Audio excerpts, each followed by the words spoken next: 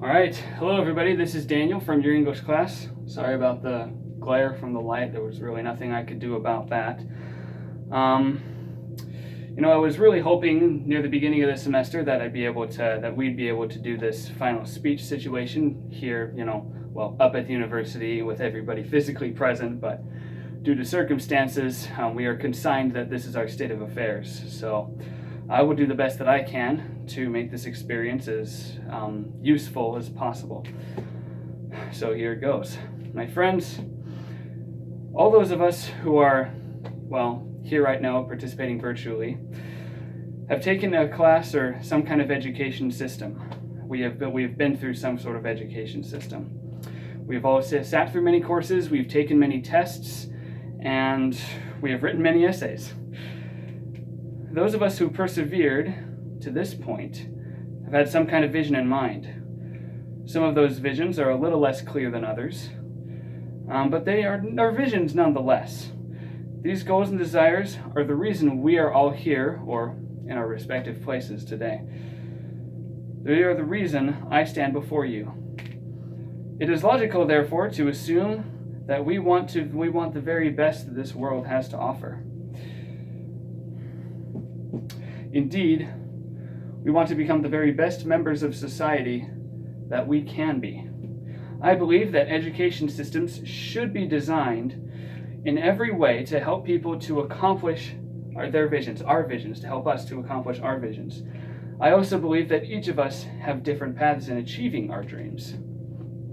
Unfortunately, I do not believe that the same things are reflected in today's public education system. Specifically, I am talking about high schools throughout the United States. I don't have enough experience with college to really have a full evaluation on the subject.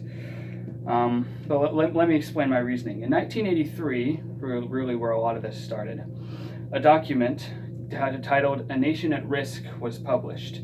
Those of you who have been through a sociology course here at the university will understand some of the things that this document was talking about. It described the problems with U.S. public schools and how we are not, in a way, we're not measuring up to the status that other wealthy nations are setting. This was very concerning. We don't want to fall behind.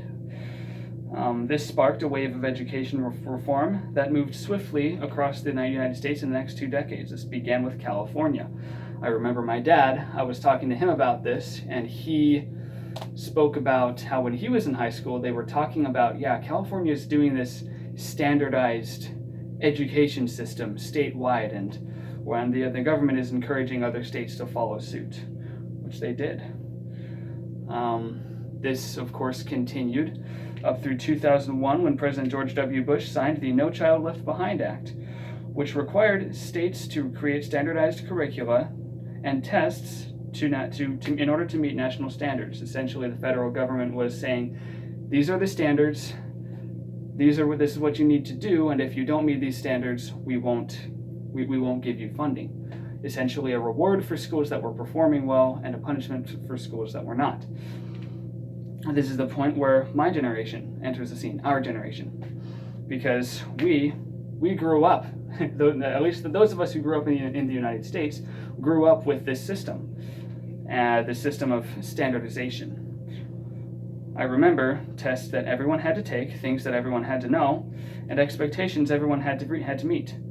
I remember getting into the middle of high school, realizing that I was actually pretty good at this whole school thing. I thought, wow, I guess I'm pretty smart. I'm getting good grades, all this stuff. I would see other students who succeeded as well, other students who did not succeed as well, and I wondered why that was the case. I discovered as I thought about it, and as I observed the students around me, that the reality of the situation was much more complicated. I wasn't so much more gifted than other students as other students just had different gifts other than the gifts that I possess. The truth is that I was not smarter than any of the other students. I was just well suited for the system. Not all the students were. It was like asking a bunch of animals to climb a tree, and I happened to be a monkey, while some other students happened to be a fish. In essence, I was just able to. I was more naturally suited for the environment I was growing up in for education, while others did not have the same privileges, did not have the same benefits that I did. Some students were incredibly gifted in other ways. Some were incredible athletes, computer geniuses. Some were very wise and thrifty in spending and saving money. Some were mechanically savvy. Honestly, I was none of those things. I still am none of those things.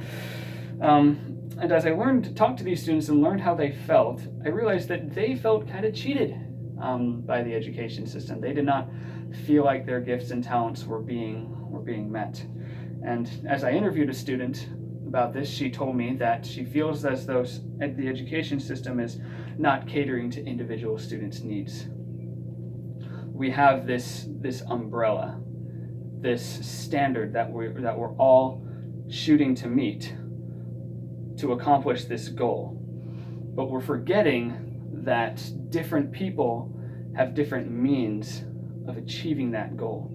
You can't plug the same different variables into the same formula and expect the same result. Anyone who understands basic mathematics knows that you can't do that. Yet, that is exactly what we're trying to do in our education system. We have these standards that everyone has to meet. We have individual students who are completely different in their own ways, and we are pushing them through this curriculum, expecting them all to become successful adults. It doesn't work. It won't work. Now, I'm not suggesting that we should completely get rid of all forms of standardization, because there are some things, there is some uniformity that needs to be adhered to. We all do need to make sure we're on the same page, but if the federal government is completely regulating the situation, there's not enough room to meet individual needs. So that's why, for me, and for us as the rising generation, I'm calling for a change in this argument. I'm calling for a change in definition, defining the education not so much as how do we measure up to these standards. We need to question whether these standards are correct in the first place. We need to question if we need to set standards for everyone to have to meet in the first place. We need to involve this into this discussion and see if we can, in some way, cater the education system to individual needs rather than trying to make everyone be the same. Thank you.